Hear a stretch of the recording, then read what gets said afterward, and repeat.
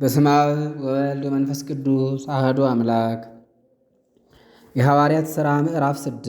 በዚያም ወራት ደቀ መዛሙርት በበዙ ጊዜ ከግሪክ የመጡ ደቀ መዛሙርት በአይሁድ ምዕመናን ላይ አንጎራጎሩባቸው። የዕለቱን ምግብ ሲያካፍሉ ባልቴቶቻቸውን ቸል ይሉባቸው ነበርና። 12ቱም ሐዋርያት ሕዝቡን ሁሉ ጠርተው እንዲህ አሏቸው። የእግዚአብሔርን ቃል ትተን ማዕድን እናገለግል ዘንድ የሚገባ አይደለም። ወንድሞቻችን ሆይ ከእናንተ ወገን በመልካም የተመሰከረላቸውን መንፈስ ቅዱስና ጥበብ የሞላባቸውን 7 ሰዎችን ምረጡ፣ ለዚህ ሥራ እንሾማቸዋለን። እኛ ግን ለጸሎትና ቃሉን ለማስተማር እንተጋለን። ይህም ነገር በእነርሱ ዘንድ የተወደደ ሆነ። ሃይማኖቱ የቀናና መንፈስ ቅዱስ ያደረበትን ሰው እስጢፋኖስን፣ ፊልጶስን፣ ጵሮኮሮስን፣ ኒቃሮናን፣ ጢሞናን፣ ጳርሜናን ወደ ይሁድነት የተመለሰውን የአንጾኪያውን ኒቆላዎስን መረጡ። በሐዋርያትም ፊት አቆሟቸው። ጸልየውም እጃቸውን በራሳቸው ላይ ጫኑ። የእግዚአብሔርም ቃል ከፍ ከፍ አለ። በኢየሩሳሌምም ምዕመናን እጅግ በዙ። ከካህናትም መካከል ያመኑ ብዙዎች ነበሩ። እስጢፋኖስም የእግዚአብሔር ጸጋና ኃይል የመላበት ሰው ነበር። በሕዝቡም መካከል ታላላቅ ታምራትንና ድንቅ ሥራን ይሠራ ነበር። የነፃ ወጪዎች ከምትባለው ምኵራብም ከቀሬናና ከእስክንድሪያ ከቂልቅያና ከእስያ የሆኑ ሰዎችም ተነስተው እስጢፋኖስን ይከራከሩት ነበር። ነገር ግን ይቃወሙት ዘንድ አልቻሉም፣ በጥበብና በመንፈስ ቅዱስ ይከራከራቸው ነበርና። ከዚህም በኋላ ይህን ሰው በሙሴና በእግዚአብሔር ላይ የስድብን ቃል ሲናገር ሰምተነዋል የሚሉ የሐሰት ምስክሮችን አስነሱበት። ሕዝቡን ሽማግሌዎችንና ጸሐፊዎችንም አነሳሷቸው። ከበውም እየጎተቱ ወደ ሸንጎ አቀረቡት። የሐሰት ምስክሮችንም አቆሙበት። እነርሱም እንዲህ አሉ። ይህ ሰው በዚህ ቤተ መቅደስ ላይና በኦሪት ላይ የስድብ ቃል እየተናገረ ዝም በል ቢሉት እምቢ አለ። የናዝሬቱ ኢየሱስ ይህን ቤተ መቅደስ ያፈርሰዋል፣ ሙሴም የሰጠንን ኦሪታችንን ይሽራል ሲል ሰምተነዋል። በሸንጎም ተቀምጠው የነበሩት ሁሉ ትኩር ብለው ተመለከቱት። ፊቱንም እንደ እግዚአብሔር መልአክ ፊት ሆኖ አዩት። የሐዋርያት ሥራ ምዕራፍ 7።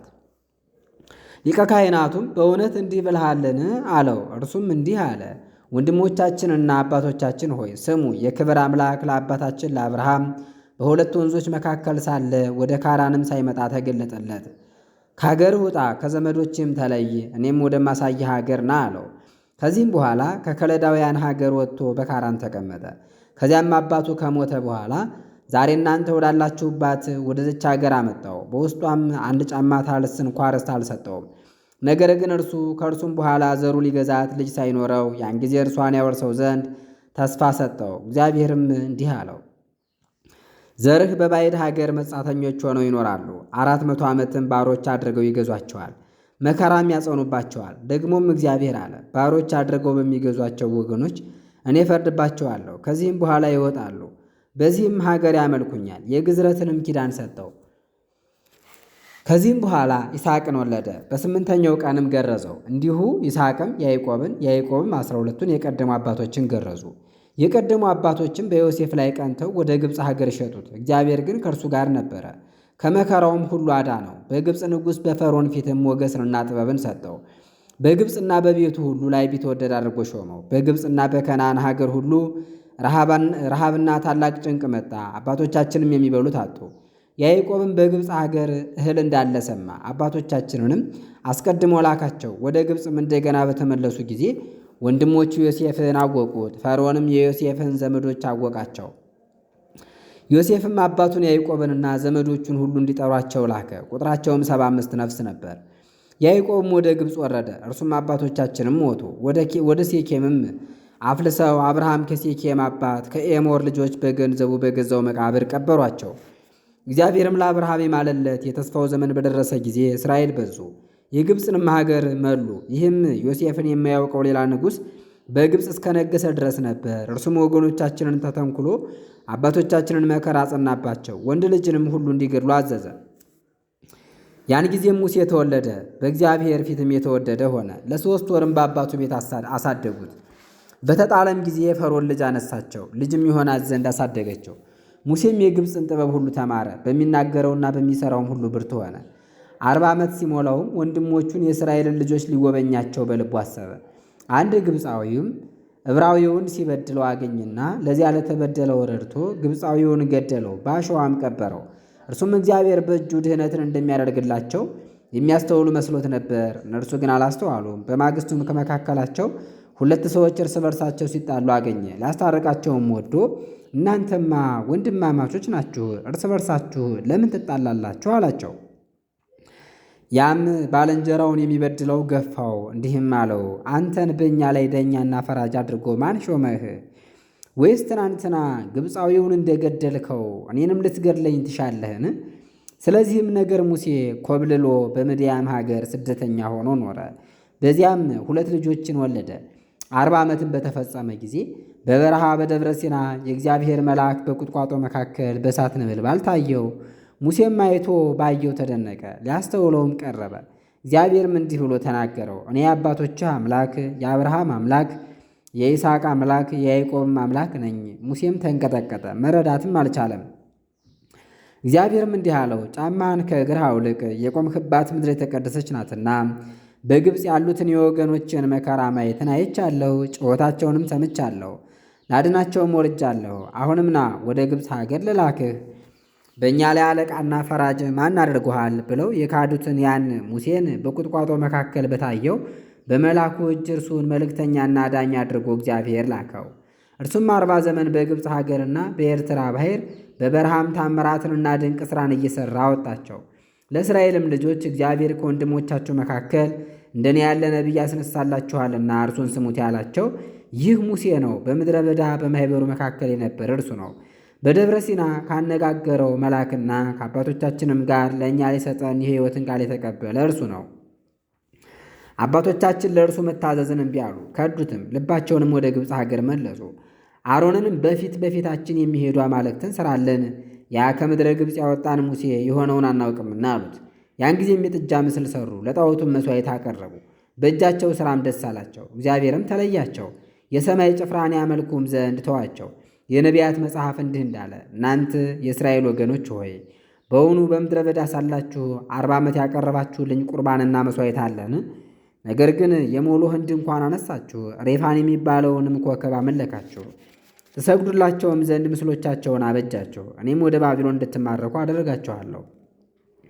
ሙሴን ተናግሮ እንዳዘዘው ባሳየው ምሳሌ የሠራት የምስክር ድንኳን በአባቶቻችን ዘንድ በምድረ በዳ ነበረች። ኢያሱና አባቶቻችንም በተራ ተቀብለው እግዚአብሔር ከአባቶቻችን ፊት አስወጥቶ ወደ ሰደዳቸው ወደ አሕዛብ አገር ከእነርሱ ጋር አገቧት። እስከ ዳዊት ዘመንም ነበረች።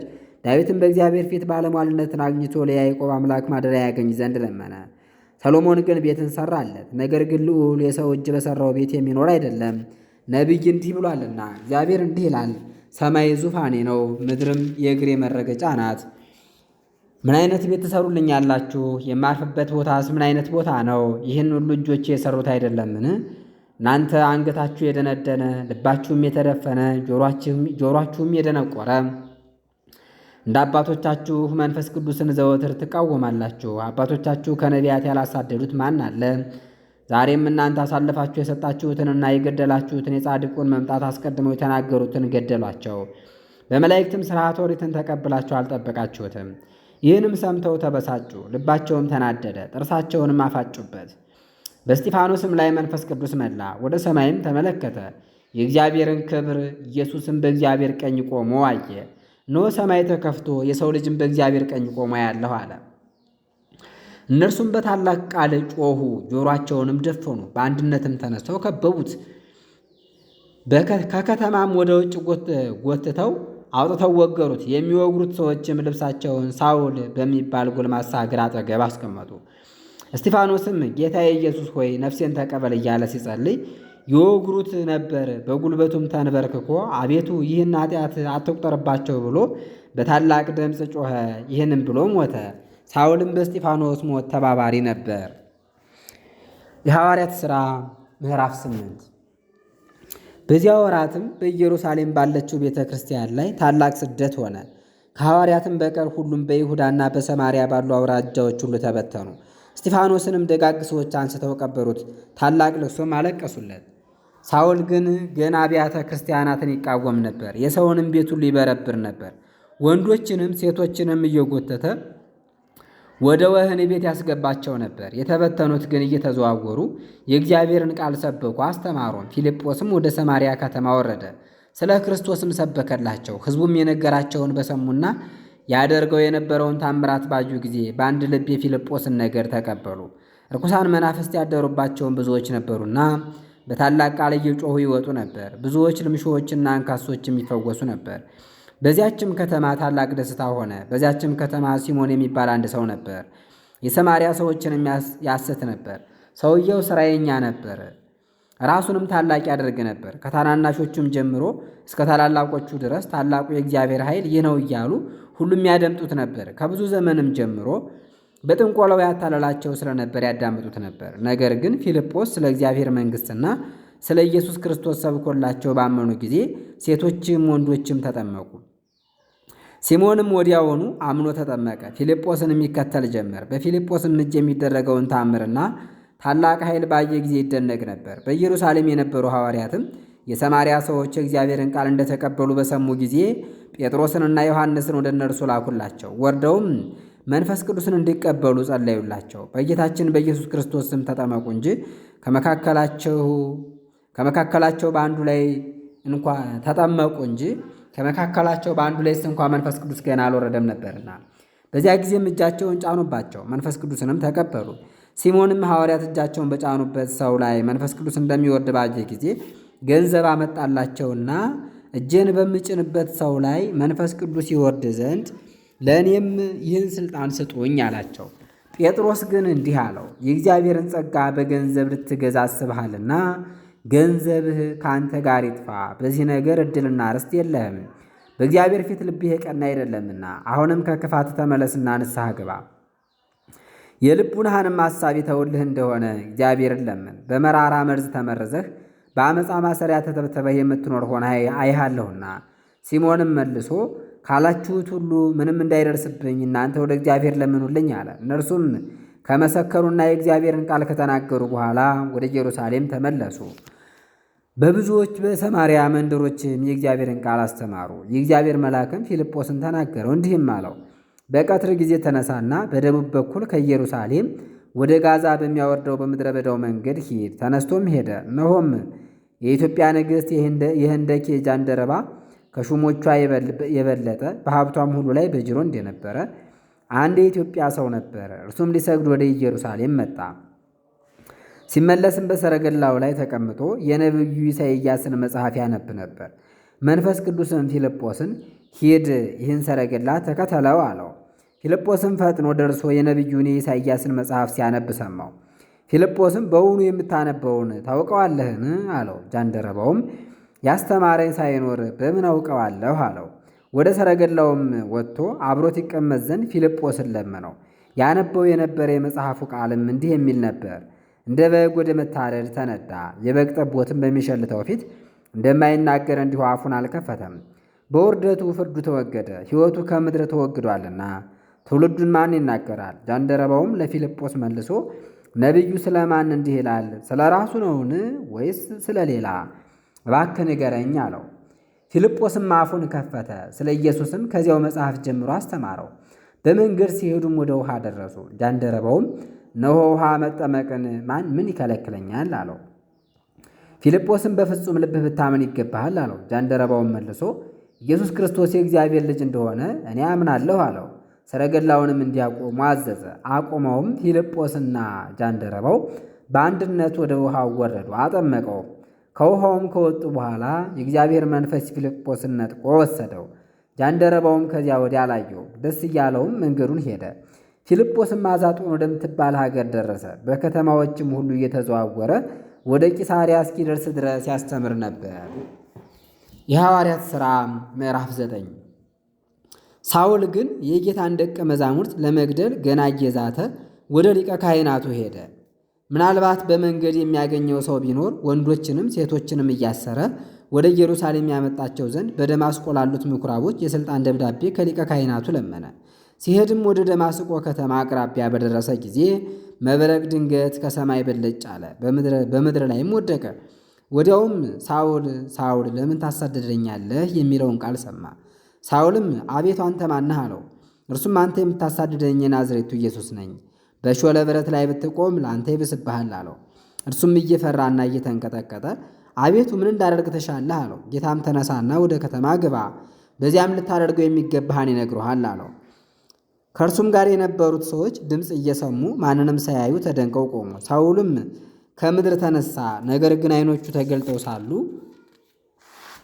የሚያየው ነገር አልነበረም። እየመሩም ወደ ደማስቆ አስገቡት። በዚያም ሳያይ ሳይበላና ሳይጠጣ 3 ቀን ቆየ። በደማስቆም ስሙን ሐናንያ የሚሉት አንድ ደቀ መዝሙር ነበር። ጌታም በራእይ ተገልጦ ሐናንያ ብሎ ጠራው። እርሱም አቤቱ እነሆኝ አለ። ጌታም ተነሳና ቅን በምትባለው መንገድ ሂድ፣ በይሁዳ ቤትም ከጠርሴስ ሀገር የመጣ ሳውል የሚባል ሰው ፈልግ፣ እርሱ አሁን ይጸልያልና አለው። ሳውልም በራእይ ሐናንያ የሚባል ሰው ወደ እርሱ ገብቶ ያይ ዘንድ እጁን ሲጭንበት አየ። ሐናንያ ግን መልሶ እንዲህ አለ፣ አቤቱ ስለዚህ ሰው በኢየሩሳሌም በቅዱሳኖች ላይ የሚያደርገውን ክፉ ነገር ሁሉ ከብዙ ሰዎች ሰምቻለሁ። ወደዚህም ከካህናቱ አለቃ አስፈቅዶ የመጣ ስምህን የሚጠሩትን ሁሉ ሊያስር ነው። ጌታችንም እንዲህ አለው፣ ተነስና ሂድ፣ በአሕዛብና በነገሥታት በእስራኤል ልጆችን ፊት ስሜን ይሸከም ዘንድ ለእኔ የተመረጠ ዕቃ አድርጌዋለሁና እኔም ስለ ስሜ መከራን ይቀበል ዘንድ እንዳለው አሳየዋለሁ። ያን ጊዜም ሐናንያ ሄደ፣ ወደ ቤትም ገባ። እጁንም ጫነበትና ወንድሜ ሳውል በመንገድ ስትመጣ የታየህ ጌታችን ኢየሱስ ክርስቶስ ታይና መንፈስ ቅዱስ ይሞላብህ ዘንድ ወደ አንተ ልኮኛል አለው። ያን ጊዜም ፈጥኖ እንደ ቅርፊት ያለ ነገር ከዓይኖቹ ላይ ተገፎ ወደቀ። ዓይኖቹም ተገለጡ።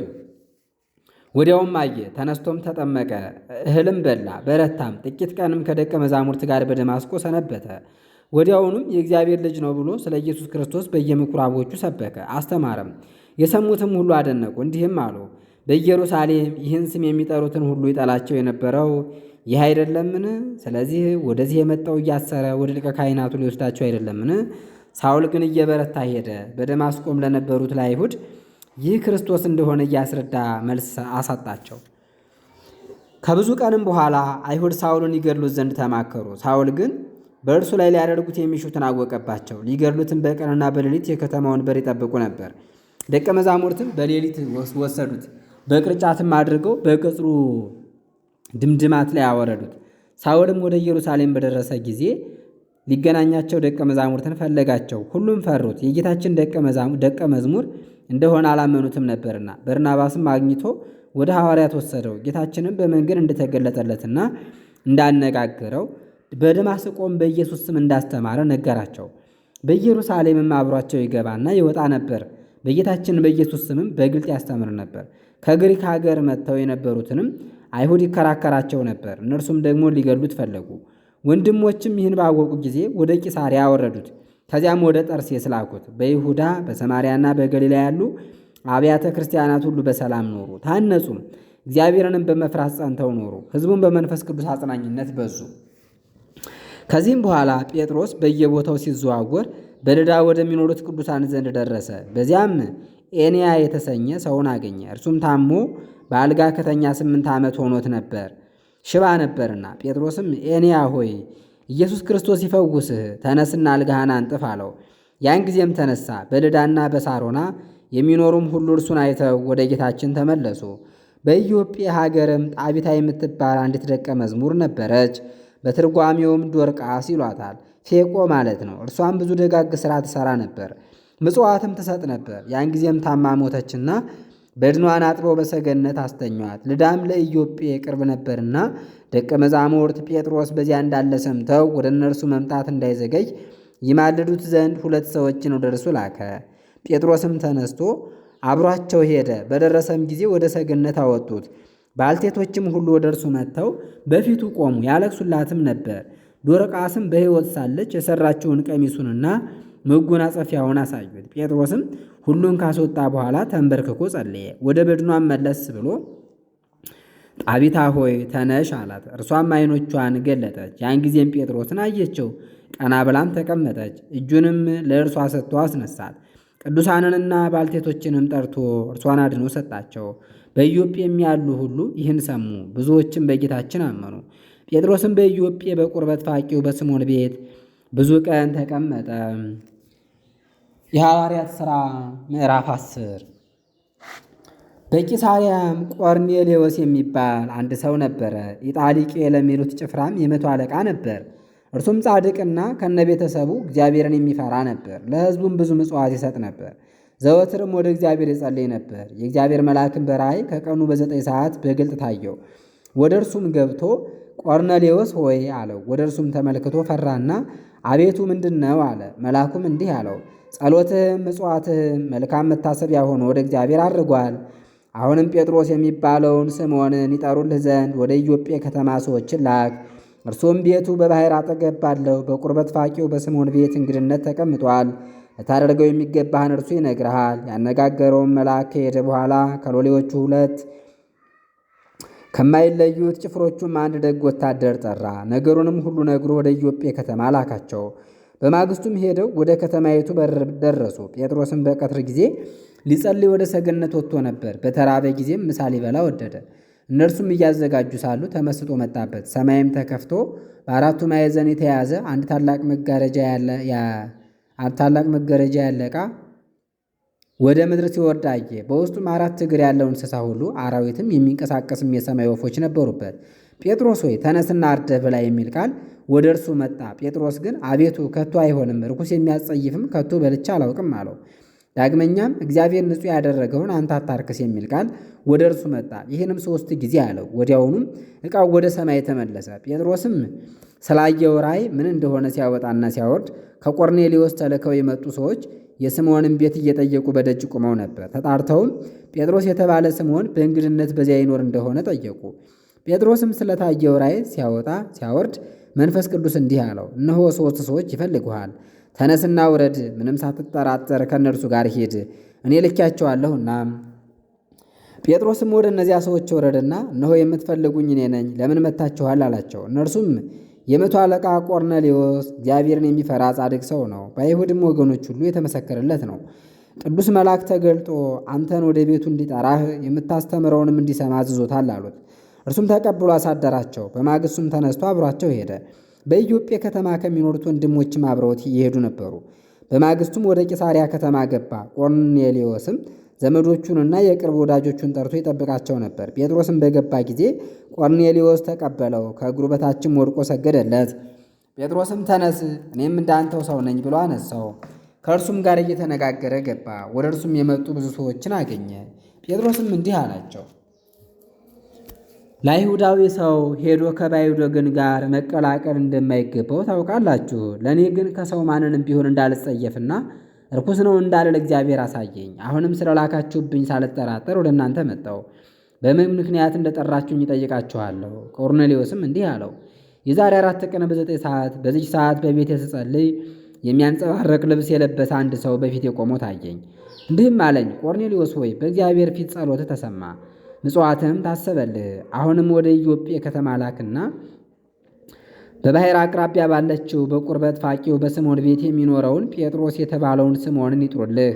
እርሱ መጥቶ የምትድንበትን ይነግርሃል። ስለዚህም ወዲያውኑ ወደ አንተ ላክሁ። ወደ እኛ በመምጣትህም መልካም አደረግህ።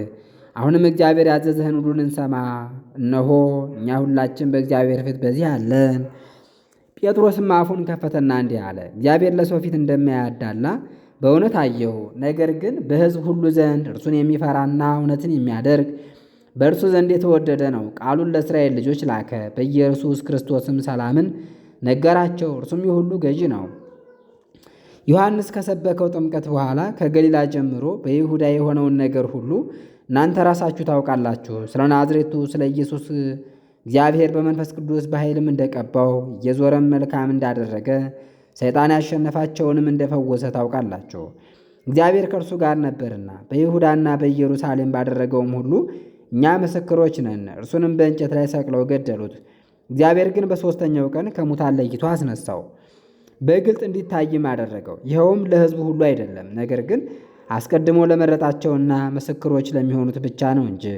የመረጣቸው የተባልንም እኛ ነን። ከሙታንም ተለይቶ ከተነሳ በኋላ ከእርሱ ጋር የበላን የጠጣንም እኛ ነን። በእግዚአብሔር ዘንድ በሕያዋንና በሙታን ላይ ፈራጅ ሆኖ የተሾመ እርሱ እንደሆነ ለሕዝብ እናስተምር ዘንድ አዘዘን። ለሚያምኑበትም ሁሉ ኃጢአታቸው በስሙ እንደሚሰረይላቸው ነቢያት ሁሉ ምስክሮቹ ናቸው። ጴጥሮስም ይህን ሲነግራቸው ይህን ትምህርት በሰሙት ሰዎች ሁሉ ላይ መንፈስ ቅዱስ ወረደ። ከጴጥሮስ ጋር የመጡ ከአይሁድ ወገን የሆኑ ምዕመናን ሁሉ ደነገጡ። የመንፈስ ቅዱስ ጸጋ በአሕዛብ ላይ ወርዷልና በልዩ ልዩ ሀገር ቋንቋ ሲናገሩ እግዚአብሔርንም ሲያመሰግኑ ሰምተዋቸዋልና። ጴጥሮስም እንደኛ መንፈስ ቅዱስን ከተቀበሉ በኋላ እንግዲህ በውሃ እንዳይጠመቁ ውሃን ሊከለክላቸው የሚችል ማን ነው አለ። በኢየሱስ ክርስቶስም ስም እንዲጠመቁ አዘዛቸው። ከዚህም በኋላ ጥቂት ቀን አብሯቸው እንዲቀመጥ ጴጥሮስን ማለዱት። ምዕራፍ 11 ይቀጥላል። ረድኤተ እግዚአብሔር አይለየን።